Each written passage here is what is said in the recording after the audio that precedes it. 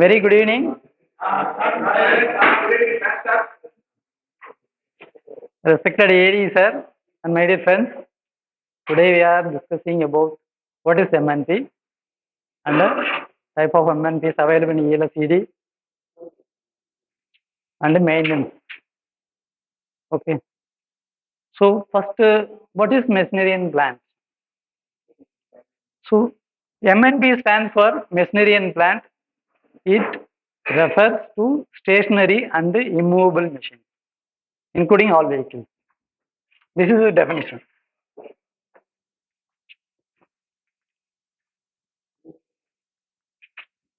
So what is the difference between MNP and TNP?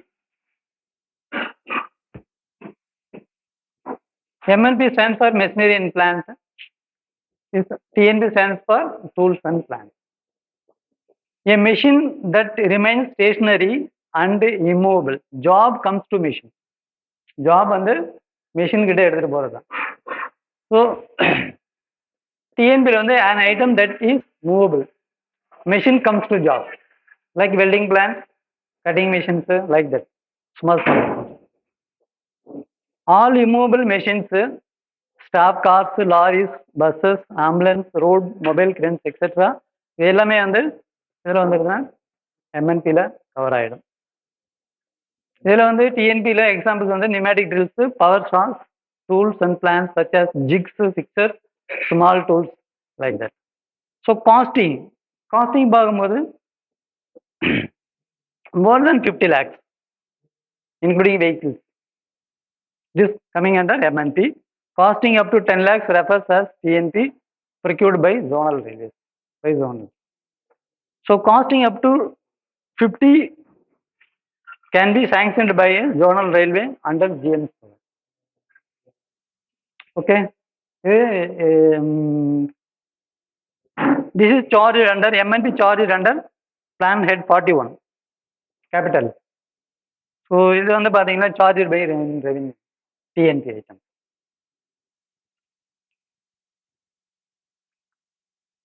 So what is the advantage of machinery in a plant?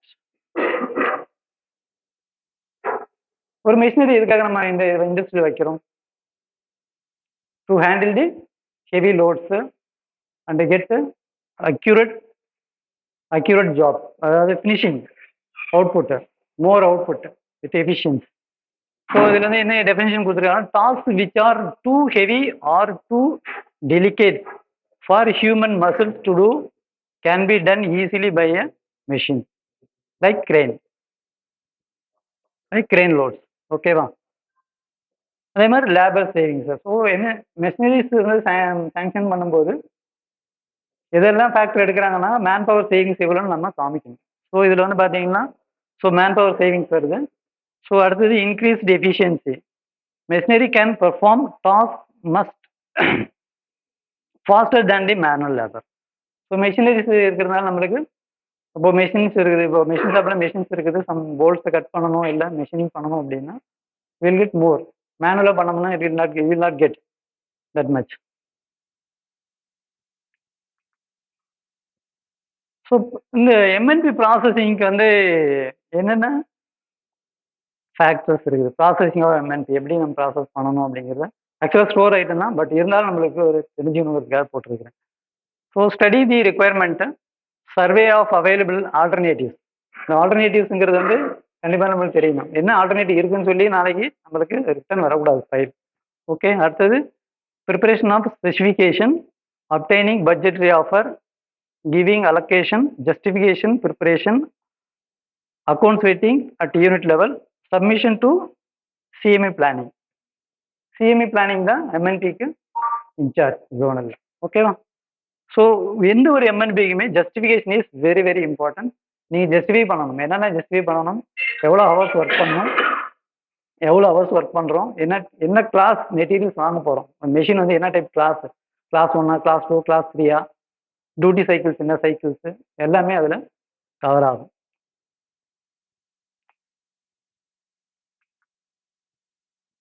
Railways MNP program. So ஏற்கனவே சொன்னது அதில் இருக்கு. So இதில் வந்து நம்மளுக்கு என்ன இருக்குதுன்னா, இதில் மெயினாக நம்ம எம்என்பிஸ் காஸ்டிங் பிலோ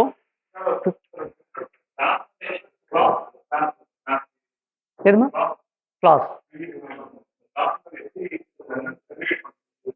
கிளாஸ் வரேன் பின்னாடி வருது சொல்கிறேன். டியூட்டி சைக்கிள்ஸ், அதாவது நம்ம எம்என்பி ப்ரிப்பேர் பண்ணும்போது இப்போ ஒரு நாளைக்கு ஒரு ஷிஃப்ட்டுக்கு எவ்வளோ எவ்வளோ நேரம் ஹவர்ஸ் ஒர்க் பண்ணுவீங்க, அதை பேஸ் பண்ணி நீங்கள் அதை கொண்டு வரலாம். ப்ளஸ்ஸு அட்மாஸ்பியரிக் கண்டிஷன்ஸு, நீங்கள் யூஸ் பண்ணுற லோடு எல்லாம். ஸோ நம்ம எம்என்பியில் நம்மளுக்கு பார்த்தீங்கன்னா நம்மளுடைய டார்கெட் எவ்ரி இயர் October 31 நம்ம என்ன பண்ணோம், target for submission of preliminary MNP programme வந்து October 31 எவ்ரி இயர். இதுக்குள்ளே நம்ம ரெடி பண்ணி சப்மிட் பண்ணிடணும் அவங்களுக்கு ரீச் ஆகும். MNPs costing below 50 lakhs and above 10 lakhs are sanctioned by GM, not to be sent for railway board. Railway board அனுப்ப வேண்டிய அவசியம் இல்லை. Items that cost above 1 crore requires board prior approval for their inclusion. So the inclusion எதுக்காகனா பின்னாடி pink book சாங்ஷன்ல வேணுமா வேண்டாமாங்கிறதெல்லாம் கொண்டு வரதுக்காக.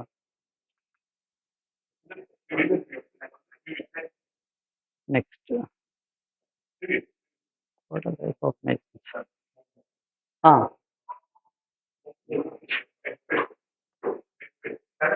Correct தான். Next page. ஸோ எந்த ஒரு எம்என்பியுமே நம்ம வாங்கும்போது அதோடைய கோடல் லைஃப், நார்மலாக வாங்குற பொருளுக்கும் மெஷினரி எம்என்பி வாங்குறதுக்கும் உள்ள டிஃப்ரென்ஸ் என்னன்னா கோடல் லைஃப் ஆஃப் மெஷின். ஒரு மிஷின் வாங்கும்போது அதோடைய கோடல் லைஃப் என்ன, அதுக்கு கோடல் லைஃப் வந்து அந்த அந்த பீரியட் வரைக்கும் அதை எப்படி மெயின்டைன் பண்ணணும், சரிங்களா? அது வந்து அந்த manufacturer evil give the complete இதை கொடுத்துருவாங்க. மெயின்டெனன்ஸ் சார்ட், மந்த்லி என்ன பண்ணணும், டெய்லி இன்ஸ்பெக்ஷன் என்ன பண்ணணும், monthly bimonthly yearly. So அந்த சைக்கிள்ஸ் எல்லாமே அதில் வந்துடும். So codal life of machines is very very important. நீங்கள் அதாவது இந்த கோடல் லைஃப் எதுக்காகனா நீங்கள் ஜஸ்டிஃபை பண்ணுறீங்க இல்லையா, இவ்வளோ காசு நம்ம இன்வெஸ்ட் பண்ணுறேன், இத்தனை வருஷத்துக்கு இது ஒர்க் ஆகும், இவ்வளோ மெயின்டெனன்ஸ் அதில் பார்க்கணும் அப்படின்னு சொல்லி. ஸோ நவ் கவர்மெண்ட்ஸ் வந்து இப்போடைய பாலிசியெல்லாம் மாறி போச்சு. என்ன பண்ணுறாங்க அப்படின்னா, இப்போ என்னுடைய கிரேன் ஒரு 50 டன் EOT கிரேன் இருக்குது, அந்த கிரேனை ஒர்க் அவுட் பண்ணாக்கா அன்னைக்கு வீல் சேஞ்சிங்க்கு அந்த காசு ஒர்க் அவுட் பண்ணும்போது, but cost is around only for one wheel changing. கிரேனோட power consumption, staff man power, கிரேனோட காஸ்ட், இது எல்லாமே இன்க்ளூட் பண்ணி பார்க்கும்போது 6500 சம்திங். That's all. So governments now இதுக்கு வந்து நம்மளுக்கு இன்னும் நிறைய இருக்குது. நம்ம ஒவ்வொரு முறையும் நம்ம மேன் பவர் கொடுக்குறோம், மெஷின்ஸு மெயின்டைன் பண்ணுறோம், அப்புறம் மேன் பவர் ஷார்ட்டேஜ் இதெல்லாம் இருக்குது. ஸோ இருந்தாலும் கவர்மெண்ட் ஏன் ஷிஃப்ட் ஆகுறாங்க அப்படின்னா, வெளியிலேருந்து கான்ட்ராக்ட் எடுக்கும்போது ஒரு கிரேனை வந்து கொடுத்து ஈஸியாக பைசா கொடுத்து நீங்கள் ஒர்க் முடிச்சிடலாம், அவ்வளோதான். நம்மளுக்கு அந்த மெயின்டெனன்ஸ் பர்டன் கிடையாது. ஸோ இந்த பார்வையில் தான் நிறைய சேஞ்சஸ் வந்துட்டு இருக்குது. Okay, the quarter life, however, is merely an average economic life assured for the specific purpose of making long-term planning for the replacement. Normally, condemnation should be on age and condition basis. So, age and condition basis தான் நம்ம வச்சு எல்லாமே நம்ம condemnation பண்ணுறோம். So இதில் வந்து condition depends on hours of usage, double or single shift, load factor, maintenance standards etcetera, இதெல்லாம் இதுல இருந்து கவர் ஆகுது. So railway board issued one letter, this is revised codal life of MNP for all assets. ரயில்வேயோட total அசெட்ஸுக்கு letter ஒன்று issue பண்ணியிருக்காங்க 6/6/2022. So list வந்து பார்த்தீங்கன்னா ஒரு 14 பேஜ் இருக்கு. All equipments, TRD, electrical, general, our railway ELS, everything.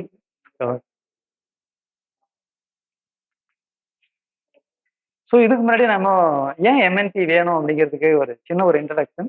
இது கண்டிப்பாக எல்லாரும் தெரிஞ்சுக்கணும். As engineer, we are all engineer. Why this much machinery is available in a shed or in a factory, that we should know. So ஃபேக்ட்ரின்னா என்ன, factories ஆக்ட்னா என்ன, ஒவ்வொரு state கவர்மெண்ட்டும் அதை வந்து எப்படி ஃபாலோ பண்ணுறாங்க, இம்ப்ளிமெண்ட் பண்ணியிருக்கிறாங்க அப்படிங்கிறத நம்ம தெரிஞ்சுக்கணும். So what is mean by factories? Factory na enna, whereon 10 or more workers are working or were working on any day of the preceding 12 months.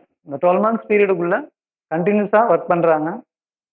இல்லை வேர் on 20 or more workers are working were working on any day of the preceding 12 months. These are the definitions. இதெல்லாம் இருந்தா இப்படியெல்லாம் ஒரே இடத்துல இவ்வளோ manpower work பண்ணா it is covers under Factories Act. But railway running shed is excluded. Railway running shed excluded. But இருந்தாலும் இந்த factories act வந்து நம்மளுக்கு இருக்கிறதுனால தான் இவ்வளோ ஃபெசிலிட்டியை நம்மளுக்கு ப்ரொவைட் பண்ணியிருக்கிறாங்க government. So the factories act 1948. So இதில் இருக்கிற டெஃபினேஷன்ஸு நான் ஃபுல்லாக படிக்கல, ஜஸ்ட்டு நீங்கள் அப்புறம் பாருங்கள். இந்த டெஃபினேஷன்ஸ் கண்டிப்பாக நம்ம தெரிஞ்சிருக்கணும். ஏன்னா we are dealing with contract. So adult மீன்ஸ்னா என்ன, அடல்சன்ஸ்னா என்ன, calendar year, child, young person, இது எல்லாத்தையுமே நம்மளுக்கு அவங்க மார்க் பண்ணியிருக்கிறாங்க எவ்வளோ ஏஜுக்குள்ளே இருக்கணும் இது எல்லாமே. ஸோ டேனா என்ன, வீக்னா என்ன, power, prime mover, transmission, machinery, இது எல்லாமே வந்து டெஃபினேஷன்ஸ் இருக்குது. இந்த டெஃபினேஷன்ஸை பேஸ் பண்ணி தான் நம்மளுக்கு இவ்வளோ ஃபெசிலிட்டியும் under this factories act 1948 they have provided for us. அந்த ஒரு இது தெரியணுங்கிறதுக்காக தான் நான் போட்டேன். ஓகேங்களா?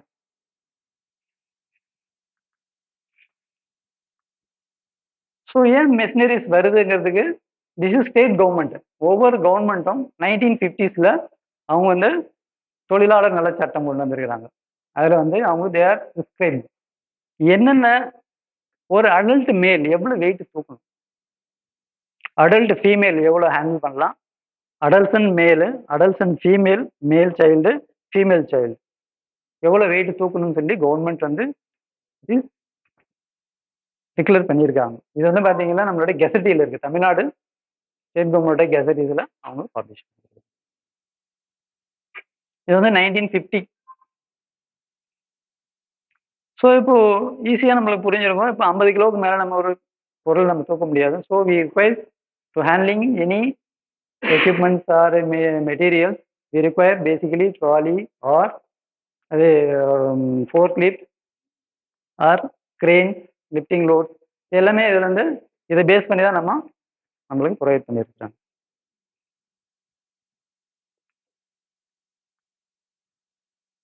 ஸோ ஒரு மெஷின் டிசைன் பண்ணும்போது நம்மளுக்கு வந்து மேக்ஸிமம் எவ்வளோ டெசிபிள் வந்து நம்மளுக்கு பர்மிசிபிள் இருக்கணும் அப்படின்னு சொல்லி சொல்கிறோம். நம்ம ஒரு மெஷின் வந்து நார்மலாக மேனுஃபேக்சரிங் பண்ணும்போது 80 to 85 dB டெசிபிள்ஸ், அதுதான் மேனுஃபேக்சரிங்கோட ஸ்டாண்டர்ட். பட் கவர்மெண்ட்ல வந்து நம்மளுக்கு அப் டு 90 வரைக்கும் கொடுத்துருக்குறாங்க. இது வந்து பர் அவர் இந்த சவுண்டு எவ்வளோ டைம் இருக்கலாம் பெர் டே இன் அவர். ஸோ நம்ம மெஷினரிஸில் வந்து இது ஏன் சொல்கிறேன் அப்படின்னா மெஷினரிஸ் சவுண்டு, அது சவுண்டு ப்ளஸ் நம்ம ஒர்க் பண்ணுற ஜாபோட சவுண்டு, இதெல்லாம் வந்து கண்டினியூஸாக எவ்வளோ இருக்கலாம். ஸோ இதுக்காக தான் நம்மளுக்கு எல்லாமே இந்த லெவல் எவ்வளோ இருக்குதோ இந்த ப்ரெஸ்கிரிப்டுக்கு மேலே போனால் நம்மளுக்கு என்னென்ன இருக்குதுன்னா they have to provide the PP, personal protective equipment. இது வந்து ஜஸ்ட்டு அதோடைய சார்ட்டு, எது எவ்வளோ லெவலில் சவுண்டு இருக்குதுன்னு சொல்லி.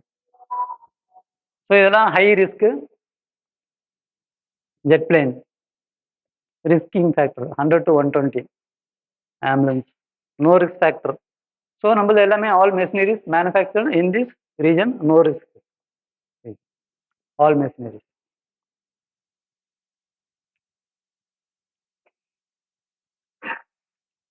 So these are the major MNPs available at ELS Erode. So DG set 250 kVA and 500 kVA, 50 ton cranes, 30 bar ton cranes, lathes, then transformer oil purification plants, then HVT armature lathe, then main CNC underfloor wheel lathe. So இதுக்கு எல்லாத்துக்குமே நம்மளுக்கு capacity இருக்குது, அதோடைய serial numbers, இதுவும் format. Serial number கண்டிப்பாக வேணும், அதோடைய details வேணும், சப்ளையர் வேணும், டேட் ஆஃப் அக்யூஷன் எப்போ நம்ம வாங்கணும், என்னைக்கு எதை என்னைக்கு சர்வீஸ்லேருந்து சர்வீஸ் கொடுத்துருக்குறோம், இது வேணும். ஏன்னா அப்போ தான் நம்மளுக்கு வந்து இந்த கோடா லைஃப் வந்து நம்ம மானிட்டர் பண்ணுறதுக்கு இன் பிட்வீனில் அந்த ஃபெயிலியர்ஸ் ஆனால் ஒரு எம்என்பி வாங்கும்போது நீங்கள் ஜஸ்டிஃபிகேஷன் கொடுக்கும்போது லாஸ்ட் எம்என்பியோட நம்மளுடைய எவ்வளோ ஃபெயிலியர்ஸ் ரேட்டிங் இருக்குது, ஏன் நீங்கள் வந்து இந்த பீரியடுக்குள்ளே நம்ம மாற்றுறோம்னா இந்த கடைசியில் பார்த்தீங்கன்னா அந்த number of breakdowns hours, number of breakdown ஹவர்ஸை கால்குலேட் பண்ணி கொடுக்கும். ஸோ அது கால்குலேட் பண்ணி கொடுத்தா மட்டும்தான் அக்செப்ட் பண்ணுவாங்க.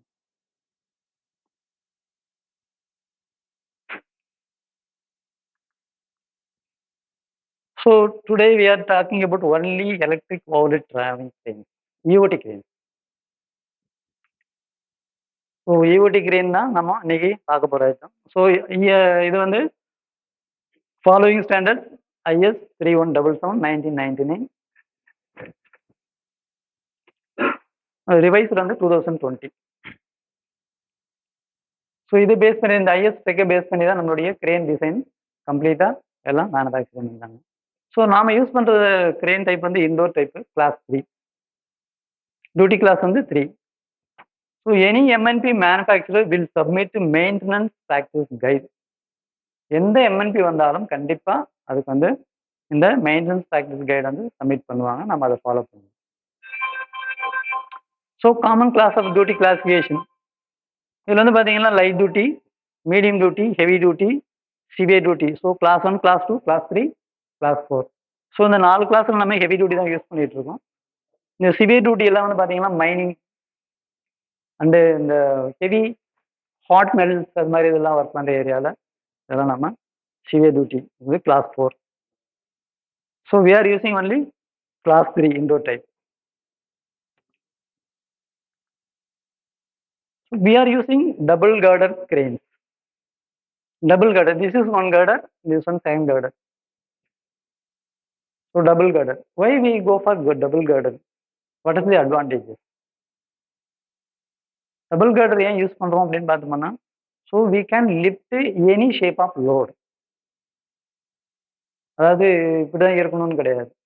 ஸோ லென்த்தி லோடு லென்த்தாக இருப்பேன், லோக்கோவில் லிஃப்ட் பண்ணுறோம் லென்த்தி லோடு. ஸோ அதெல்லாம் பண்ணும்போது நம்ம என்ன கிரேன் வந்து டில்ட் ஆகாது, இல் நாட் டில்ட். ரெண்டாவது இதுக்கு வந்து அன்இவன் லோட்ஸ் என்ன லோடுனாலும் இதில் லிஃப்ட் பண்ணலாம். Double Carter. சிங்கிள் கார்டர் வந்து பார்த்தீங்கன்னா இதுதான் சிங்கிள் கார்டர் டைப்பு, ஒரே ஒரு கார்டர் தான் இருக்கும். ஸோ இந்த சிங்கிள் கார்டர் வந்து இதில் வந்து சம் ஸ்பெசிஃபைடு ரொம்ப லென்த்தியான லோடெல்லாம் அதில் தூக்க முடியாது, லிமிட்டட் லோடு மட்டும் தான் அதில் தூக்க முடியும். ஸோ இதில் என்ன ப்ராப்ளம் அப்படின்னா லோடு ஹெவியாக போகும்போது லென்த்தியான லோடு தூக்கும்போது என்ன ஆகுனா இங்கே வந்து ட்ரெயின் வந்து டில்ட் ஆகிடும்.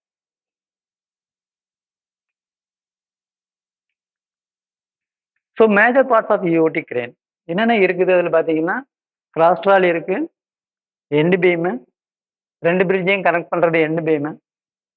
So crane running mechanism, LT mechanism. This is driver operator cabin. This is main bridge.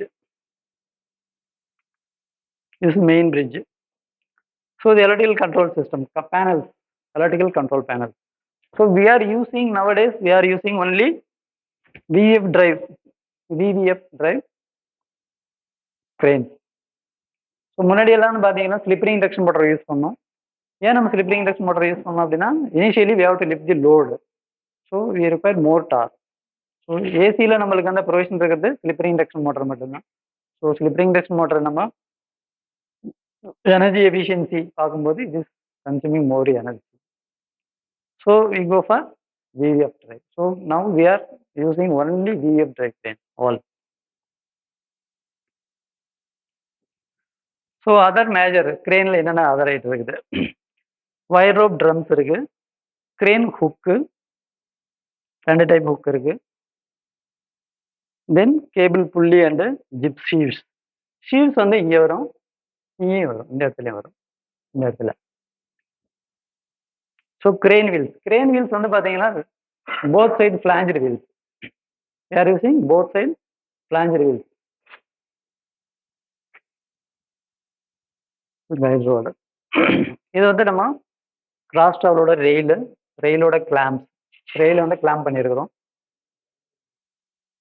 இது வந்து பஃபர், ஹைட்ராலிக் பஃபர் இருக்கு. இது வந்து எண்ட் பம்பர் இங்கே. இது வந்து ஹைட்ராலிக் பஃபர்ஸ் வந்து எண்டில் இருக்கும், கேரேஜோட எண்டில் இருக்கும். ஸோ இது வந்து பார்த்தீங்கன்னா இந்த இடத்துல சிடியோட மெக்கானிசம். இந்த அப் அண்ட் டவுன் இந்த பக்கம் அந்த போகுது இல்லைங்களா, இந்த மூமெண்ட்டை ஸ்டாப் பண்ண இடத்துல வச்சிருக்கணும். ஸோ இதில் கிரேனில் என்னென்ன மூமெண்ட்ஸ் இருக்குது அப்படின்னு பார்த்தோம்னா, லாங் ட்ராவல் மூமெண்ட்டு. ஸோ எவ்வளோ லென்த்து நம்ம பே இருக்குதோ அவ்வளோ லென்த்துக்கு it will move. So cross travel மூமெண்ட்டுங்கிறது இன்சைடு தி பிரிட்ஜஸ்க்குள்ளே அது மூவ் ஆகிறது கிராஸ் ட்ராவல். அடுத்தது மெயின் ஐஸ்ட் ஆர் ஆக்சிலரி ஐஸ்டோட up and down movement.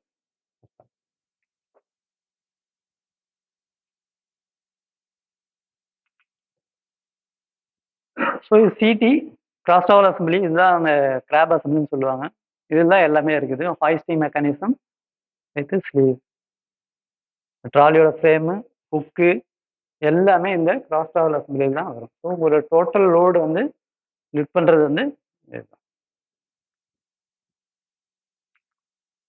So same தான். ஸோ வயர் ரோப் எப்படி ட்ரம் இதில் நம்ம ஹுக்கில் எப்படி கனெக்ட் பண்ணியிருக்காங்க அப்படின்னு பார்த்தோம்னா, this is drum, wire rope drum. இது சிடியில் அசம்பிள் ஆகிருக்கும். இந்த பக்கம் மோட்டரில் கனெக்ட் பண்ணியிருப்பாங்க. ஸோ கீழே வந்து இங்கே பார்த்தீங்கன்னா ஷீவ்ஸ் வந்து மேலேயும் வரும் கீழேயும் வரும். ஸோ நம்பர் ஆஃப் ஃபால்ஸ், இதில் வந்து எத்தனை ரோப் வந்துருக்குதோ அது வந்து it's called number of falls. So இதில் வந்து பார்த்தீங்கன்னா 6 ஃபால்ஸ் இருக்குது. 6 + 6 12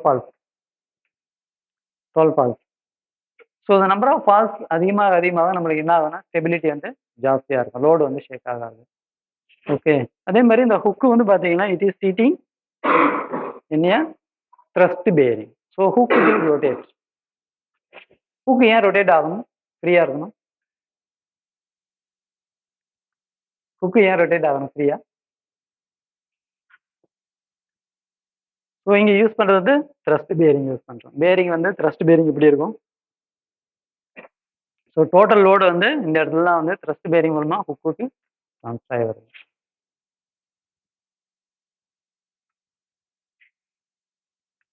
so we are using auto power fail safe brake, hydraulic thruster assembly. இது வந்து hydraulic thruster. ஸோ பிரேக் சிஸ்டத்துக்கு நம்ம we are using hydraulic thruster. So hydraulic thruster வந்து பார்த்தீங்கன்னா நம்மளுக்கு மாடல்ஸ் இருக்குது. இதில் வந்து பார்த்தீங்கன்னா பிரேக் ட்ரம் சைஸுக்கு என்ன இது கேஜி த்ரஸ்டர் செலக்ட் பண்ணணுங்கிறது நம்மளுக்கு இதுலேயே சார்ட்டில் சொல்லியிருக்கு. ஸோ 100ங்கிறது வந்து பிரேக் ட்ரம்மோட சைஸ், 18 கேஜிங்கிறது த்ரஸ்டரோட கெப்பாசிட்டி. ஸோ இது வந்து பார்த்தீங்கன்னா பிரேக்கு அட்ஜஸ்ட் பண்ணுறதுக்காக உள்ள டைராய்டு. இது வந்து பார்த்தீங்கன்னா torque adjusting rod, torque. So ஏன் நம்ம வந்து பவர் ஃபெயில் சேஃப் பிரேக் போகிறோம்?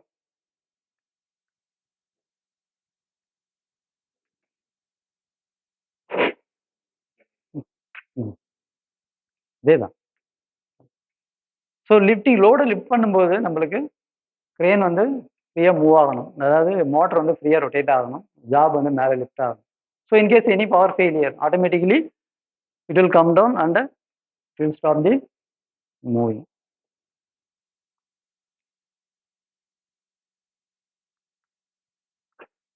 ஸோ இதுதான் அந்த பிரேக் டர்மு. ஸோ இங்கே வந்து நம்மளுக்கு சப்ளை வரும்போது மோட்டர் ரன் ஆகும்போது இதுக்கு பேரலாக சப்ளை வரும். This thrust is unidirectional thrust, unidirectional motor. So அது வந்து ரிவர்ஸ் ஃபார்வர்டு ரிவர்ஸ் எப்படி ஒர்க் பண்ணாலும் உங்களுக்கு வந்து பிரேக் வந்து ஒர்க்கிங்கில் தான் இருக்கும். ஷூ லிஃப்ட் ஆகும்போது இந்த பிரேக் ஷூ வந்து ரிலீஸ் ஆகிடும். அப்புறம் ஜாப்பு நம்ம முடிக்கும்போது ஆட்டோமேட்டிக்காக மோட்டருக்கு எப்போ பவர் கட் ஆகுதோ ஆட்டோமேட்டிக்காக இது பிரேக் வந்து ஆட்டோமேட்டிக்காக அப்ளை ஆகிடும். ஸோ நம்ம யூஸ் பண்ணுறது எல்லாமே கேஸ்ட் அயர்ன் தான், cast and cast iron brake drums. ஏன் நம்ம இது யூஸ் பண்ணுறோம், கேஸ்ட் அயர்ன் ஏன் யூஸ் பண்ணுறோம் அப்படின்னா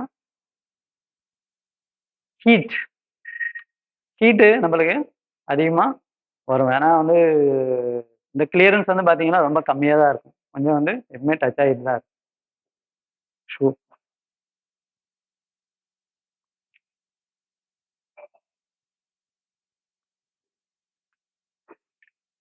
இது எலக்ட்ரோ மேக்னெட்டிக் டிஸ்க் பிரேக். இந்த எலக்ட்ரோ மேக்னெட்டிக் டிஸ்க் பிரேக் பார்த்தீங்கன்னா சின்ன கிரெயின்ஸ் தான் வச்சிருக்கும். ஸோ இதில் வந்து பார்த்தீங்கன்னா இதோடைய இந்த ஸ்கொயர் பார் இருக்கு இல்லைங்களா, அந்த ஸ்கொயர் பார் இதில் இன்சர்ட் பண்ணியிருப்பாங்க. இந்த ஸ்கொயர் பார் வந்து இதில் கனெக்ட் தவிர கியர் பாக்ஸ் ஆர் மோட்டரோட டைரெக்டாக கப்புள் பண்ணியிருப்பாங்க. ஸோ இதோடைய கிளியரன்ஸ் வந்து பார்த்தீங்கன்னா 0.3 to 0.5 gap clutch brake.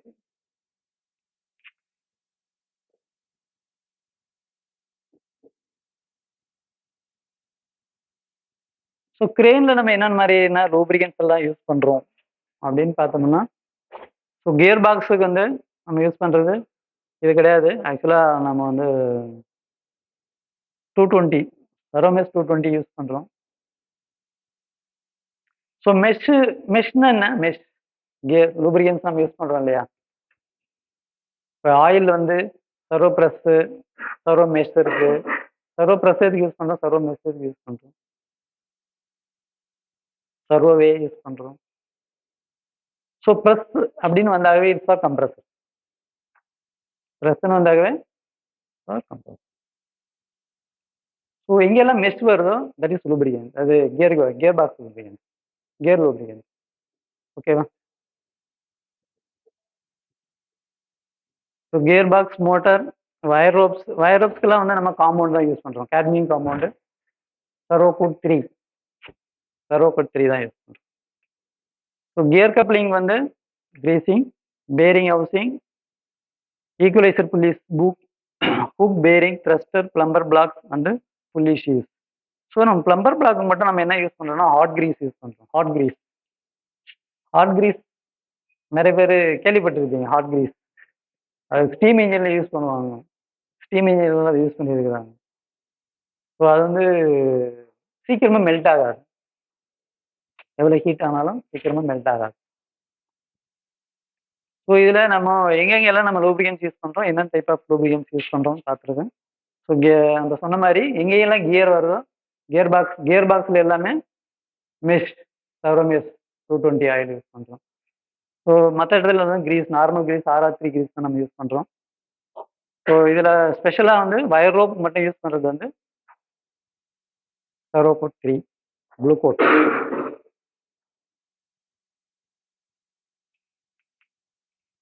So இதுதான் இந்த ஃபால்ஸ். இது வந்து பார்த்தீங்கன்னா ஈக்குவலைசர் புள்ளி. ஸோ இங்கே வந்து இது வந்து வயர் ரோப் ட்ரம்மு. ஸோ இதில் நம்பர் ஆஃப் ஃபால்ஸ் வந்து இந்த ஈக்குவலைசர் புள்ளியில் வந்து கொண்டு தான் நம்ம கொண்டு போகிறோம். ஏன்னா இது வந்து சென்டர். இங்கேருந்து இந்த ஆஃப்லேருந்து வர்றது வந்து இந்த பக்கம் வரும், இந்த ஆஃப்லேருந்து வர்றது இந்த பக்கம் வரும். ஸோ அப்போ தான் உங்களுக்கு வந்து குக்கு வந்து பேலன்ஸ்டாக இருக்கும். அதே மாதிரி இந்த நம்பர் ஆஃப் ஃபால்ஸ் இது இருக்குங்களா, டர்ன்ஸ், இந்த பக்கமும் ஈவனாக இருக்கணும், இந்த பக்கமும் ஈவனாக. ஸோ இது 12 ஃபால்ஸ்னா இந்த பக்கம் 3, இந்த பக்கம் 6 ஷீவ்ஸ் இருக்கும், அந்த பக்கம் 6 ஷீவ்ஸ் இருக்கும். ஸோ வந்து இதில் கனெக்ட் பண்ணியிருப்பாங்க.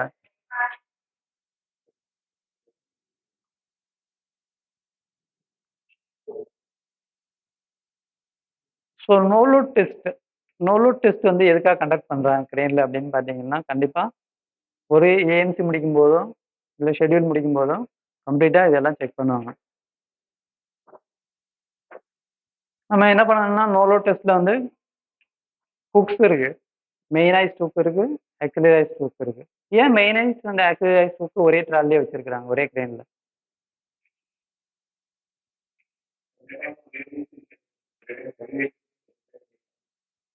Okay, very good. And cost effective. இல்லைன்னா இன்னொரு கெப்பாசிட்டிக்காக we have to use purchase another one crane அதிகமாக வாங்குறதுனால நம்மளுக்கு ஸ்பேஸ் வந்து கம்மியாயிடும், ஒர்க்கிங் ஸ்பேஸ் வந்து லிமிட்டட். ஸோ அதனால தான் நம்ம ஆக்சிலரைஸ் அண்ட் மெயினைஸ் வந்து ஒரே இதில் வச்சிருக்கோம். ஓகேவா? இந்த இது வந்து கிரேனோட ஹுக்கை வந்து ஃபர்ஸ்ட் நாச்சில் வச்சுட்டு மெதுவாக கீழே இறக்கணும். கீழே இறக்கி முடிச்ச பின்னாடி அதோடைய பாட்டம் லிமிட் சுவிட்ச் வந்து ஆக்ட் ஆகுதான்னு செக் பண்ணுறோம். ஸோ பாட்டம் ஹுக் வந்து ரீச் ஆன முன்னாடி அது வந்து ட்ரிப் ஆகும் ஆட்டோமேட்டிக்காக. ஈவன் நீங்கள் மாஸ்டர் கண்ட்ரோலரை ஆனில் வச்சுருந்தாலும் it will trip through limit. So இதில் வந்து பார்த்தீங்கன்னா நம்ம 2 டைப் லிமிட் சுவிட்ச் வச்சுருக்கோம். ஒன்று வந்து ரோட்டரி டைப். ஈவன் என்னுடைய இந்த இது வந்து கேம் சுவிட்ச் ஒர்க் ஆகலைன்னா கூட ரோட்டரியில் வர ரோட்டரி சுவிட்ச் வந்து நம்பர் ஆஃப் இது வந்து நம்ம கால்குலேட் பண்ணி வச்சுருக்கோம். ஸோ அது வந்து கால்குலேஷனில் நம்மளுக்கு அதுவும் பேரலாக நம்மளுக்கு வந்து லோடை கட் பண்ணி கொடுக்கும். ஸோ நம்ம 2 இது யூஸ் பண்ணுறோம் லிமிட் ஸ்விட்சஸ். அதே மாதிரி லோடு லிஃப்ட் பண்ணும்போதும் என்ன பண்ணுறோன்னா இந்த ரோட்டரி ஸ்விட்ச் ஒர்க் பண்ணோம், ப்ளஸ்ஸு இன்னொரு லிமிட் ஸ்விட்ச் இருக்குது, அதையும் தாண்டி இன்னொன்று மேனுவலாக ஒன்று வச்சுருக்குறோம். இப்போ ஒரு ஜாப் இருக்குது, ஜாப் வந்து எனக்கு வந்து இங்கே வந்து பார்த்தீங்கன்னா ஒரு செல்ஃப் வெயிட்டோட ஒரு லிமிட் ஸ்விட்ச் இருக்கும். ஸோ அது வந்து இங்கே வந்து ஒரு ஜாப் கட்டி இது வயர் ரோப்பில் உள்ள ஹேங் பண்ணியிருப்பாங்க. எப்போ போய் நம்ம ஹுக்கு வந்து அது டச் ஆகுதோ அதுக்கு முன்னாடியே வந்து எனக்கு வந்து ரோட்டரி ஸ்விட்சில் அது டச் ஆகி ரோட்டரி ஸ்விட்ச் வந்து கட் பண்ணணும். இன்கேஸ் அது கட் பண்ணல, லிமிட் கட் ஆகலை அப்படின்னா கூட இந்த மேனுவல் ஸ்விட்ச் போய் டச் ஆனோடனே வெயிட் வந்து கவுண்டர் வெயிட் வந்து ஆக்ட் ஆகி அது வந்து நம்மளுக்கு இதை ஓப்பன் பண்ணிடும், சர்க்யூட் வந்து ஓப்பன் பண்ணிடும். இல்லைன்னா நம்மளுக்கு என்ன ஆகும்னா ஆட்டோமேட்டிக்காக மேலே போயிட்டு ஜாப் வந்து ஹுக்கு வந்து மேலே போய் ஆக்சிடென்ட் நடந்தது, மேலே போய் முட்டிச்சு, லாக் ஆகிடும்.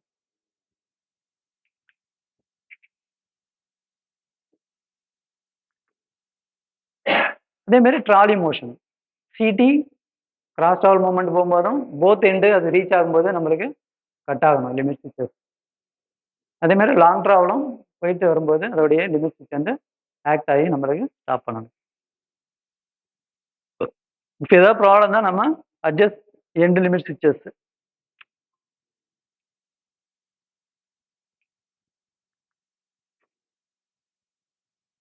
This is bridge motion, long travel. Motors, so அதில் இருக்கிற மோட்டார்ஸ் நம்ம யூஸ் பண்ணுற மோட்டார்ஸில் நம்ம என்னென்ன செக் பண்ணுறோம் அப்படின்னு பார்த்தோம்னா ஐஆர் வேல்யூ செக் பண்ணுறோம். ஐஆர் வேல்யூ செக் பண்ணுறது we are using 1000 volts megger. 1000 volts megger. அடுத்தது டைரக்ஷன் ஆஃப் ரொட்டேஷன், அதோட noise level, vibration and running temperature. So running temperature வந்து நம்மளுக்கு ஒர்க் பண்ண பின்னாடி தான் தெரியும். ஸோ ஸ்டார்டிங் பண்ணும்போது டைரக்ஷன் ஆஃப் ரொட்டேஷன் வந்து கண்டிப்பாக செக் பண்ணணும்.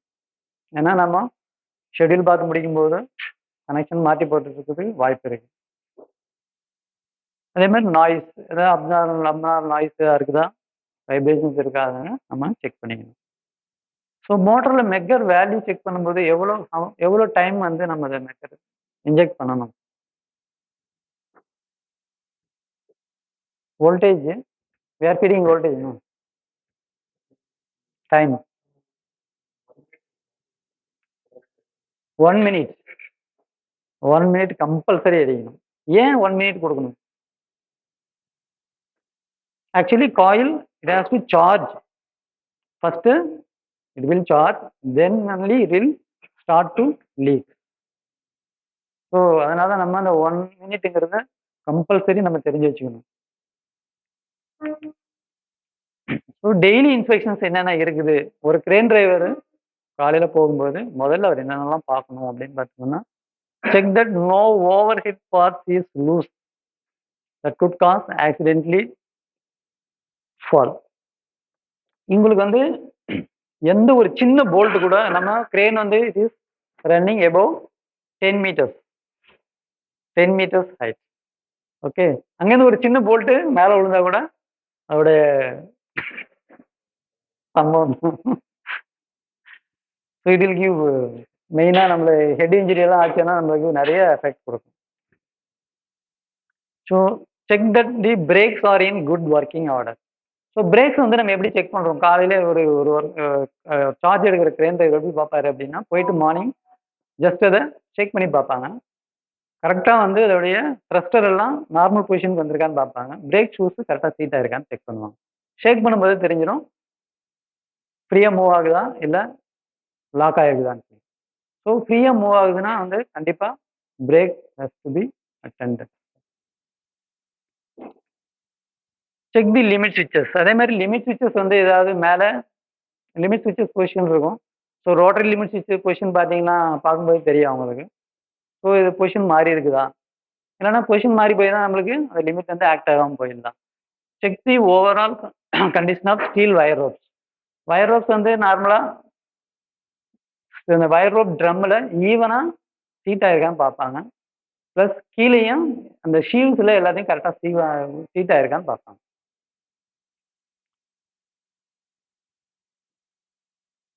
Check that the wire ropes are properly lubricated. Check the brakes are in good working order. Check that the limit and end switches are in properly working. Check the overall condition of steel wire ropes. இது same repeat ஆயிருக்கு. Same தான். So inspection schedules அப்படின்னு பார்த்தீங்கன்னா weekly inspection இருக்குது, monthly, yearly. So நம்ம வந்து இங்கே use பண்ணுறது வந்து பை மந்த்லி, இயர்லி. நம்மளுடைய ஷெடியூல்ஸ் வந்து கிரேனில் வந்து பார்த்தீங்கன்னா இது bimonthly and yearly. So இயர்லியில் வரும்போது கம்ப்ளீட் எல்லா பார்ட்ஸையும் நம்ம கம்ப்ளீட்டாக பார்த்துருவோம். We are removing all covers, bearing, wheels, all bearings எல்லாத்தையுமே நம்ம செக் பண்ணிடுவோம். அதில் அதோட கண்டிஷன் அது நீங்கள் எப்படி டிஎம்ல வந்து கிரீஸ் நீங்கள் கலரிங் எப்படி பார்க்குறீங்களோ அதே மாதிரி we're also taking grease samples பார்த்தாலே தெரிஞ்சிடும் டேமேஜ் ஆயிருக்கா இல்லையான்னு.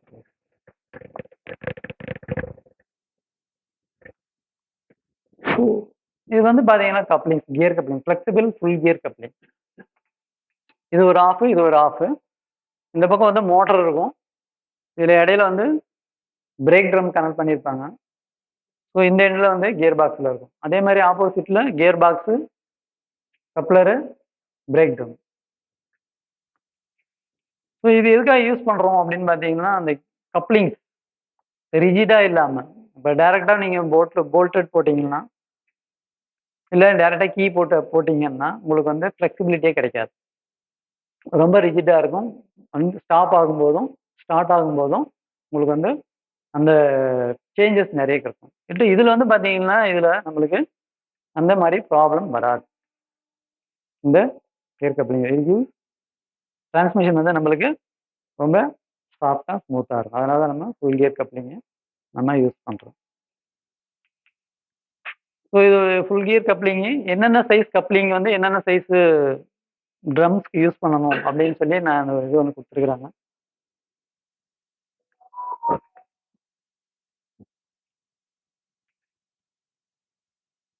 போரு நம்மளுக்கு நார்மலாக நம்மளுக்கு கிடைக்கிறது எல்லாமே பைலட் போர் தான்.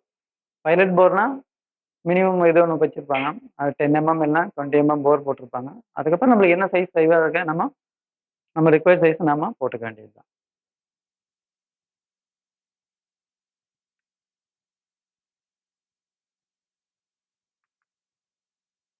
ஸோ வயர் ரோப்ஸ் மெயினாக நம்ம இதில் தெரிஞ்சிக்க வேண்டியது wire ropes. Wire ropes IS 2266 2002 இதுதான் நம்மளுடைய IS specification for wire ropes. So இதில் வந்து பார்த்தீங்கன்னா 2 மெயின் கிளாஸ் இருக்குது. ஒன்று வந்து பார்த்தீங்கன்னா ஃபைபர் கோர், அடுத்தது வந்து ஸ்டீல் கோர். ஸோ இந்த ஃபைபர் கோர், ஸ்டீல் கோர் என்னென்ன பார்த்தீங்கன்னா சென்டர் கோர் இருக்குங்களா, அது பின்னாடி இருக்குது, ஸ்லைட் காமிக்கிறேன். இது சென்டர் கோர். ஸோ இதில் ஒரு இது வந்து ஒரு டர்ன் வந்து வயரு, அந்த இது சேர்ந்து வர்றது வந்து ஒரு ஸ்ட்ராண்டு. ஸோ இது வந்து பார்த்தீங்கன்னா ஒரு லேனா கம்ப்ளீட்டாக இந்த வயர் வந்து ஒரு ரவுண்டு வந்து கம்ப்ளீட் ஆகிற இடம், ஒரு twist. So fibre core, steel core. So fibre core வந்து பார்த்தீங்கன்னா IS 1804, ஸ்டீல் கோர் வந்து 6594. இதை பேஸ் பண்ணி தான் நம்மளுக்கு இந்த ஸ்டாண்டர்ட்ஸை தான் ஃபாலோ பண்ணுறோம். ஸோ இதில் வந்து பார்த்தீங்கன்னா மெயினாக நம்ம தெரிஞ்சிக்க வேண்டியது RH அண்டு LH லேஸ். இந்த வயர் ரோப் பார்த்தீங்கன்னா ஒரு சிலது வந்து இப்படி சுற்றி இருக்கும், ஒரு சிலது வந்து இப்படி சுற்றி இருப்பாங்க. ஸோ இந்த RH அண்ட் LH லேயோட இதில் வந்து என்ன டிஃப்ரென்ஸ் அப்படின்னு பார்த்தோம்னா எங்கெங்கே யூஸ் பண்ணுறோம்னு பார்த்தீங்கன்னா எல்லாமே காமன் தான். இது எப்படி சேஞ்ச் ஆகும், எங்கே யூஸ் பண்ணுறோம் அப்படின்னு பார்த்தீங்கன்னா நம்மளுடைய வயர் ரோப் ட்ரம்மில் அதுலேயும் இதே மாதிரி ஸ்பைரலாக இருக்கும் LH RH. ஸோ அதுக்கு தகுந்த மாதிரி தான் நம்ம வயர் ரோப்பை நம்ம செலக்ட் பண்ணணும். ஸோ வயர் ரோப்பை செலக்ட் பண்ணுறதுக்கு முன்னாடி நம்ம கிரெயினில் இருக்கிற வயர் ரோப் ட்ரம்மோட லேஸ் வந்து நம்ம தெரிஞ்சுக்கணும். அது வந்து LHஆ இல்லை RH பார்த்துட்டு தான் அதுக்கு தகுந்த மாதிரி ரோப்பை தான் இங்கே போடணும். அதை நீங்கள் ரிவர்ஸில் போட்டிங்க அப்படின்னா என்ன ஆகும் அப்படின்னா உங்கள் டர்ன்ஸ் வந்து பிரிஞ்சு வந்துடும். நம்மளுடைய கிரெயின்ஸ் எல்லாமே RH லே தான். all cranes. When selecting a rope, consider these factors: load, torque, moments. இப்போ இந்த ஸ்டீல் வயர் ரோப் யூஸ் பண்ணும்போது எங்கெங்க யூஸ் பண்றோம் அப்படின்னா, heavier loads demand IWRC for strength and safety. Operating environment wet, corrosive or heat prone environment. இங்கெல்லாம் வந்து நம்ம என்ன யூஸ் பண்றோம்னா ஸ்டீல் கோர் நம்ம யூஸ் பண்றோம். நாம யூஸ் பண்றது எல்லாமே ஸ்டீல் கோர், ஹெவி டியூட்டி. எங்க வந்து காஸ்ட் எஃபெக்டிவ், எனக்கு காசு வந்து கம்மியா இருந்தா போதும், ப்ளஸ் லோடு வந்து கம்மியா தான் யூஸ் பண்றேன், அதோட ஒர்க்கிங் ஹவர்ஸ் கம்மி தான் அப்படிங்கிற இடத்துல நம்ம என்ன யூஸ் பண்ணலாம், ஃபைபர் கோர் வந்து வி கேன் யூஸ். ஸோ எங்கெல்லாம் நம்ம வயர் ரோப் வந்து ஃப்ரீக்வெண்ட்டாக பவுண்ட் பண்ணி ரீவவுண்ட் பண்ணுறோமோ அங்கெல்லாம் நம்ம எது யூஸ் பண்ணுறோம், ஃபைபர் கோர். ஃபைபர் கோர் வந்து பார்த்தீங்கன்னா நம்ம இண்டஸ்ட்ரி, நம்ம ரயில்வேஸில் ஹெவி டியூட்டியில் நம்ம யாரும் யூஸ் பண்ணுறது, நம்ம யூஸ் பண்ணுறது எல்லாமே ஸ்டீல் கோர் தான் யூஸ் பண்ணிட்டு.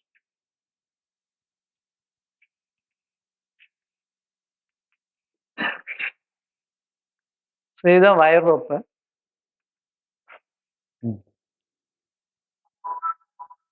இது வந்து இதுக்கு பேர் strand. Strand. So individual wire, இது இன்னர் வயர். இது இப்போ நம்ம வந்து 6x36 அப்படின்னு பார்த்தீங்கன்னா 6x36 நம்ம போடுவோம். 1 2 3 4 5 6 6 ஒவ்வொரு இதுலையும் வந்து 36 வயர்ஸ் இருக்கும். ஒவ்வொரு ரோப்லையும் வந்து 6 ஸ்ட்ராண்ட். ஓகேவா? நம்ம மெயினாக இதில் தெரிஞ்சுக்க வேண்டியது இதுதான், வயரு, ஸ்ட்ராண்டு, கோரு, ரோப். இதுல வந்து லேஸ் வந்து இருக்கு சொல்ல.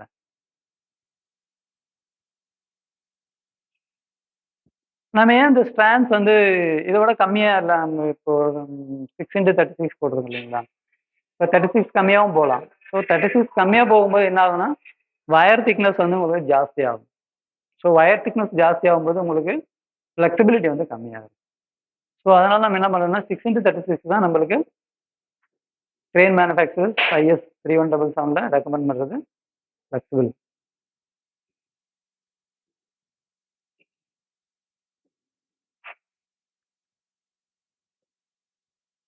இதுதான் லேஸ். இந்த வயர் ரோப் வந்து இப்படி ட்விஸ்ட் பண்ணி போட்டிருக்கிறோம். லெஃப்ட்லே ரைட்லே. ஸோ இது லெஃப்ட் லேயில் வந்து பார்த்தீங்கன்னா நம்மளுக்கு வந்து இப்படி சுற்றி இருக்கும், இது வந்து இப்படி சுற்றி இருக்கு. ஆனால் இதில் இருக்க ஸ்ட்ராண்ட்ஸ் வந்து எப்படி சுற்றிருக்காங்க பாருங்க, எப்படி சுற்றிருக்காங்க. ஸ்ட்ராண்ட்ஸ் வந்து இப்படி இருக்கு. இது ஏன் இப்படி பண்ணியிருக்கிறாங்க அப்படின்னா, while lifting the load, load lift பண்ணும்போது wire rope will not rotate. ஆக்சுவலாக நம்ம ஜாப் ஒரு நூலில் கட்டி ஒரு ஜாபை தூக்கும்போது என்ன ஆகும், சிங்கிள் இதாக இருக்கும்போது இந்த பக்கம் ரொட்டேட் ஆகும், இல்லைன்னா ஆப்போசிட் ஏதோ ஒரு பக்கம் அது ரொட்டேட் ஆகும். பட் இதில் வந்து பார்த்தீங்கன்னா டு அவாய்ட் தி ரொட்டேஷன். இப்போ ரொட்டேட் ஆனால் என்ன ஆகும், உங்களுக்கு இந்த இதெல்லாம் லூஸ் ஆகிடும். ஸோ அது மாதிரி ஆகாமல் இருக்கிறதுக்காக நம்ம இந்த LHRH லேஸு நம்ம போடுறோம். அதில்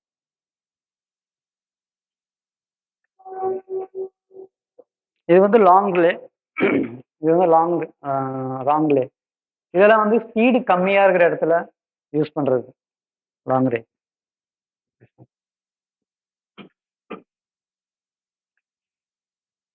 நீங்கள் ஒரு முறை வயர் ரோப் நீங்கள் பார்க்கும்போது தான் உங்களுக்கு ஒரு ஐடியா.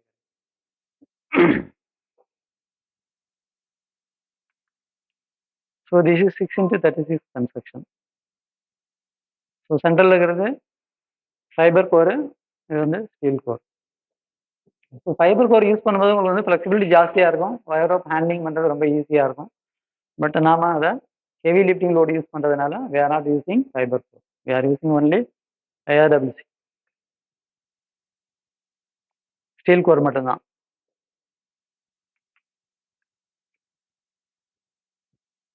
இது வந்து நம்ம யூஸ் பண்ணுற ஸ்லிங்ஸ். ஸோ ஸ்லிங்ஸ் நம்ம இது பார்த்தீங்கன்னா ஐ வித் ஸ்ப்ளைஸ், ஐ போட்டிருக்கோம், இது வந்து தனியாக இருக்குது ஸ்ப்ளைஸ், பட்டு ட்ரிம் பண்ணி வச்சிருக்கோம். எண்டாங்கிள் டை இது வந்து என்ன பண்ணியிருக்கோம்னா ஒன்றுக்குள்ள ஒன்று போட்டு பின்னி வச்சிருக்கிறோம். இது வந்து பார்த்தீங்கன்னா நம்ம ட்ரான்ஸ்ஃபார்மர் லிஃப்டிங் ரோப் ஒரு ரோப் இருக்குது இங்கே பார்க்கலாம். பட் அதை நான் யூஸ் பண்ண வேணாம்னு சொல்லி வச்சிருக்கிறேன். இதில் வந்து கிளாம்பிங் இன்செர்ட் இங்கே இன்செர்ட் பண்ணியிருக்கோம், இங்கே இன்செர்ட் பண்ணியிருக்கிறோம். Clamping I with clamping insertion, I with pressed sleeve. Just இங்கே மட்டும் ஸ்லீவ் வந்து ப்ரெஸ் பண்ணி வச்சிருக்கோம் ரெண்டுத்தையும். ஸோ ஒவ்வொரு முறையும் டெஸ்ட் பண்ணும்போது அவங்க வந்து இதில் யார் டெஸ்ட் பண்ணாங்க, அவங்களுடைய ஃபேக்ட்ரியோட லைசன்ஸ் நம்பரு, இதோட லோடு கெப்பாசிட்டி எல்லாமே இதில் போடணும். அதான் ரூல்ஸ்.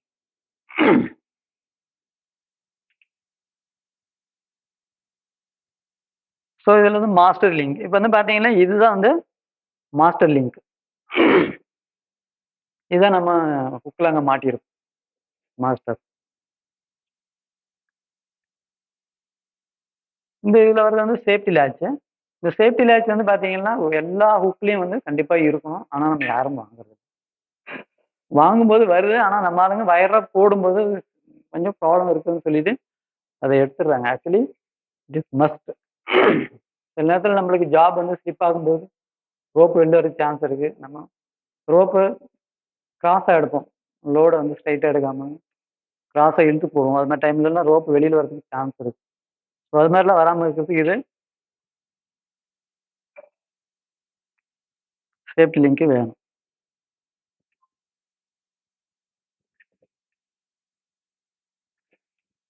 ஸோ இந்த வயர் ரோப்போட லென்த்து அப்படின்னு நீங்கள் கால்குலேட் பண்ணும்போது இந்த சீட்டிங்லேருந்து இந்த சீட்டிங் வரைக்கும் இதுதான் வந்து உங்களுடைய ஆக்சுவல் லென்த், வயர் ரோப்போட ஆக்சுவல் லென்த்.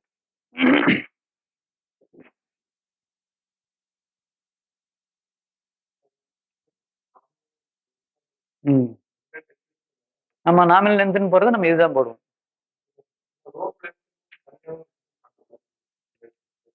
அப்போ அந்த இடத்துல நம்ம அந்த இது வராது. நம்ம ரிங் போடுறோம் இல்லைங்களா, நீங்கள் ரிங் போட்டிருப்பீங்க இல்லையா, அது நீங்கள் ரிங்குக்கு தனியாக சொல்லியிருப்பீங்க. ஆக்சுவலாக ஐஎஸ் படி வந்து பார்த்தீங்கன்னா இந்த லோடுக்கு இந்த சைஸ் லிங்க் தான் போகணும்னு சொல்லி நம்ம வச்சிருக்கோம். வயர் ரோப்ஸ் வந்து so nowadays we are using nylon ropes. So nylon ropes வந்து ஈஸியாக நீங்கள் ஐடென்டிஃபை பண்ணணுங்கிறதுக்காக வேண்டி colour coats they are giving colour coat. So நீங்கள் இந்த கலர் கோடை பார்த்தாகவே நீங்கள் வந்து இது 1 டன்னு, இது 2 டன்னு, இது 3 டன்னுன்னு சொல்லிடலாம். அதே மாதிரி இன்னொரு இது இருக்குது. இது மாதிரி நம்பர் ஆஃப் லைன்ஸ் அதில் போட்டிருப்பாங்க 2. இதில் பார்த்தீங்கன்னா சிங்கிள் இருக்கும் 1000, இது வந்து 2000 வந்து 2. ஒரு சில லைன் போட்டிருப்பாங்க, ஒரு சில இதில் ஸ்டிச்சிங் வந்து திக்காக போட்டிருப்பாங்க, அது மேலே லைன் போட்டிருப்பாங்க. So you can identify this is 3 ton 5 ton 6 டன்ங்கிறத நீங்கள் அதை பார்த்தாலே நீங்கள் ஐடென்டிஃபை பண்ணுவீங்க.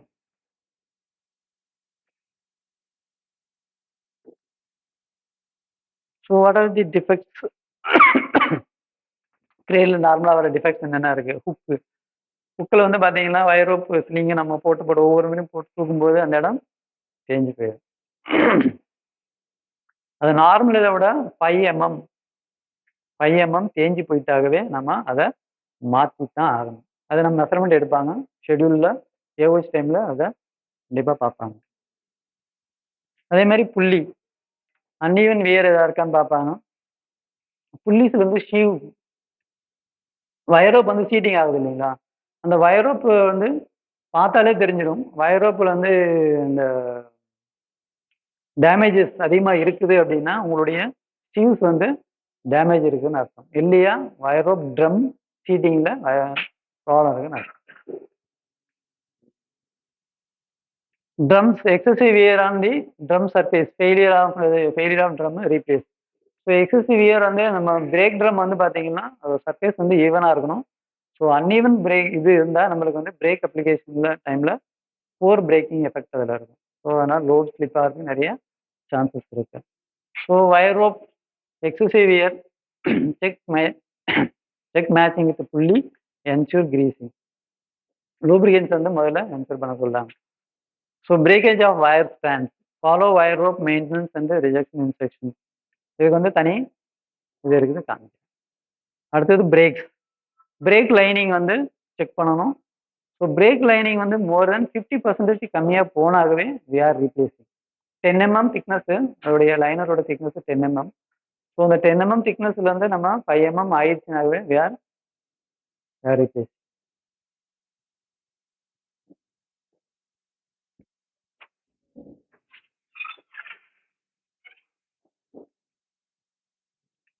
So burning of brake oil. Brake oils வந்து பார்த்தீங்கன்னா சில இதில் எரிஞ்சு போயிடும். DC brake oils. So magnetic clutch type. So அந்த இது யூஸ் பண்ணும்போது நம்மளுக்கு அடிக்கடி டேமேஜ் ஆகும். என்ன ரீசன் பார்த்தீங்கன்னா ஷாஃப்ட் அந்த ஸ்கொயர் இது ஒன்று காமிச்சு இல்லைங்களா,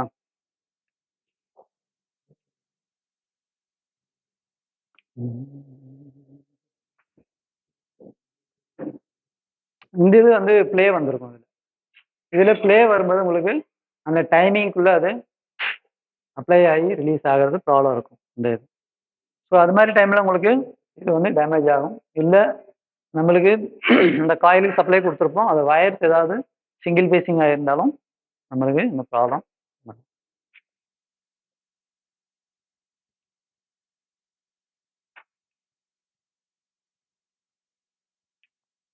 ஸோ கியர் பாக்ஸில் நம்ம மெயினாக செக் பண்ண வேண்டியது வைப்ரேஷன். கியர் பாக்ஸில் வைப்ரேஷன் வரவே கூடாது. ஏன்னா அதுதான் டோட்டல் ஹை ஸ்பீடு மோட்டர் வந்து மோட்டர் வந்து நம்மளுக்கு ஃபுல் ஸ்பீடில் ரொட்டேட் ஆகிட்டே இருக்கும். நம்மளுக்கு கியர் பாக்ஸ் தான் அதை ஸ்பீடை ரிடக்ஷன் பண்ணி டார்க் கன்வெர்ட் பண்ணி நம்ம கொடுத்துட்டு இருக்குது. ஸோ அதில் வைப்ரேஷன் அதிகமாக வருதுன்னா it will reflect on our load. So அதனால் கிராக் வர்றதுக்கு நிறைய சான்சஸ் இருக்கு. ஸோ ஒரு டைம் வந்து லோக்கோ லிட் பண்ணி மேலே வச்சிருக்கும் போது ஷாஃப்ட் கட் ஆயிடுச்சு. அக்கௌண்ட்டில் நைட் டியூட்டி சார், டாப்பில் போய் கட் ஆயிடுச்சு.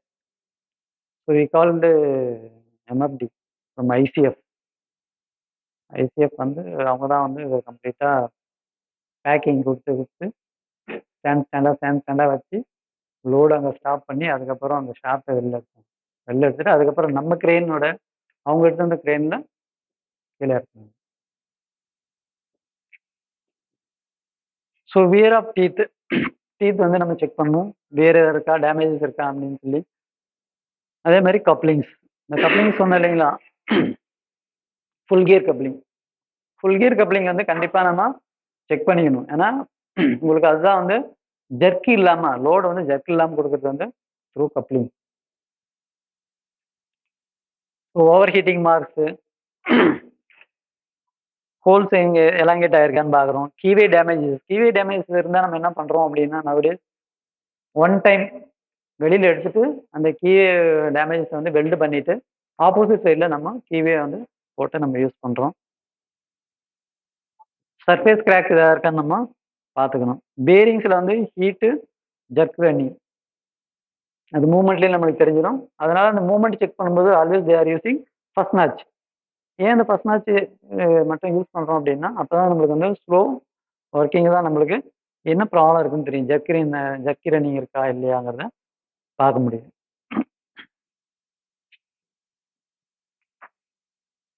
ஸோ அடுத்தது வீல்ஸில் வந்து பார்த்தீங்கன்னா அன்ஈவன் வீல்ஸ் வரும். வீல் இயர் ஏன் வருது அப்படின்னு பார்த்தோம்னா கிரெயின் எப்பவுமே வந்து ஸ்ட்ரைட்டாக போயிட்டு ஸ்ட்ரைட்டாக வரணும் டயக்னலாக. ஆனால் நிறைய இடத்துல பார்த்தீங்கன்னா டயக்னலாக திரும்பி வீல் வந்து ரப்பாயிட்டே போகும். அதுக்கு என்ன மெயின் ரீசன் பார்த்தீங்கன்னா ஒரு கிரெயின் எடுத்துகிட்டு வந்து இன்னொரு கிரெயினோட நம்ம இடிக்கிறது தான் காரணம். ஸோ இடிக்கும்போது அதோடைய செல்ஃப் அலைன்மெண்ட் அதில் வராது. நம்ம லோக்கோவில் நம்மளுக்கு வந்து 1/20 டேப்பர் கொடுத்துருக்குறோம். 1/20 டேப்பர் எதுக்கு கொடுத்துருக்குறோம்? After negotiating curve you should come to it's middle point. ஆட்டோமேட்டிக்காக அது ஒரிஜினல் பொசிஷனுக்கு வந்துடும். ஆனால் இதில் வந்து ஃப்ளாட் வச்சிருந்தாலும் நம்மளுக்கு அப்படி வராது. அதாவது நம்மளுடைய கிரெயினோட மூவிங் வந்து மேக்ஸிமம் 63 மீட்டர்ஸ் பெர் மினிட். ஒரு மினிட்டுக்கு வந்து 63 மீட்டர்ஸ் தான் ட்ராவல் பண்ணணும். அதுக்கு மேலே பண்ணாது என்ன பண்ணாலும். அப்படிதான் நம்ம கியர் பாக்ஸ் வந்து டிசைன் பண்ணியிருக்கிறோம். ஸோ ஏன்னா நம்ம we are lifting the load. So load போகும்போது நம்மளுக்கு சேஃப்டி இஸ் வெரி இம்பார்ட்டன்ட். ஏன்னா below the people more peoples are working below the crane. So கிரேனோடைய சேஃப்டி வந்து ரொம்ப ரொம்ப இம்பார்ட்டன்ட்.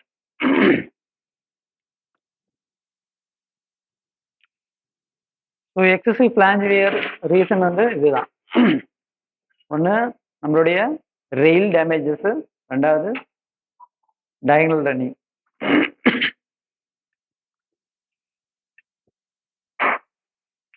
ஸோ டிரைவ் மோட்டார்ஸில் என்னென்ன ஃபால்ட் வருது நம்மளுக்கு நார்மலாக தெரிஞ்சுதான். எலக்ட்ரிக்கல் நம்மளுக்கு தெரிஞ்சுதான். ராங் டைரக்ஷனு, கெட்டிங் ஹீட்டிங் அப்பு. நிறைய இதில் வந்து பார்த்தீங்கன்னா முன்னாடியெல்லாம் நிறைய ப்ராப்ளம் இருந்தது. ஸ்லிப்பிங் இண்டக்ஷன் மோட்டார்ஸ் யூஸ் பண்ணுற வரைக்கும் நம்மளுக்கு நிறைய ப்ராப்ளம் இருந்தது. After converting to VF drive we are not facing any problem. Motors. Next வந்து கண்ட்ரோல் பேனல். கண்ட்ரோல் பேனலில் இது எல்லாமே நம்ம பார்க்கணும். அதில் இருக்கிற டோட்டல் கண்ட்ரோல்ஸ், எல்லா கண்ட்ரோல்ஸும் வந்து நம்ம கொண்டு வந்து வச்சிருக்கிறோம். ஒரு கிரேனை வந்து இமீடியட்டாக நீங்கள் நினைக்கிற மாதிரி போனோடனே ஆன் பண்ணிக்க முடியாது. ஃபர்ஸ்ட் செக் பண்ணணும். ரெண்டாவது வந்து டெட்மேன் ஹேண்டில்ஸ் எல்லாமே ஜீரோவில் இருந்தால் மட்டும்தான் all moment, LT, CT, long travel, cross travel moment, இந்த ஜாய்ஸ்டிக்ஸ் எல்லாமே 0 பொசிஷனில் இருந்தால் மட்டும்தான் உங்களுடைய கண்ட்ரோல் சர்க்யூட்டை நீங்கள் ஆன் பண்ண முடியும். இல்லை ஆன் ஆகாது.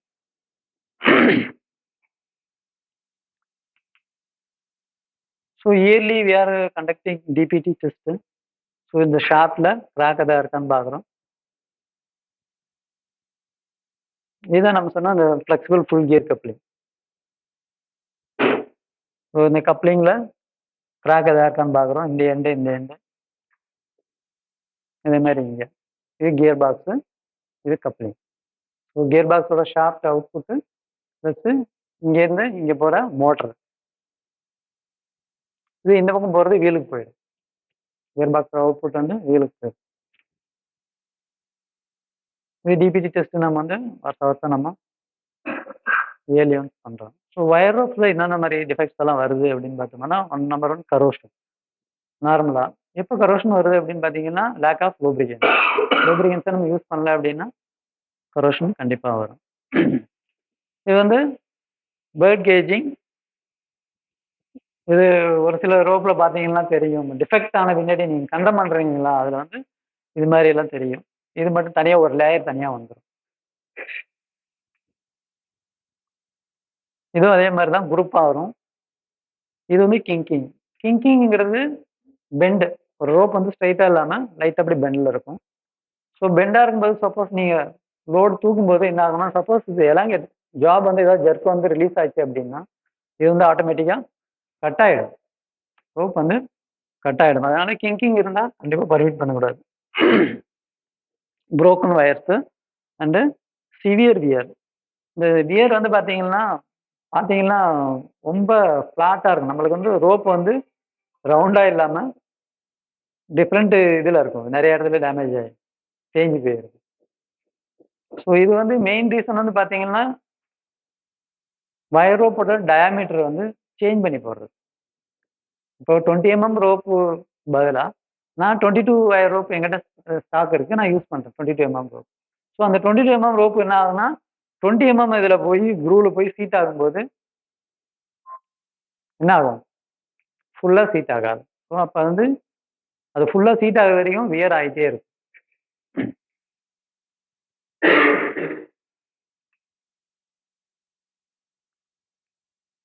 ஸோ திஸ் இஸ் ஒரு ஃபைனல் சர்டிஃபிகேட். ஒவ்வொரு வருஷமும் எல்லா ஏஎம்சி கம்ப்ளீட்டாக முடிச்ச பின்னாடி we are conducting load test.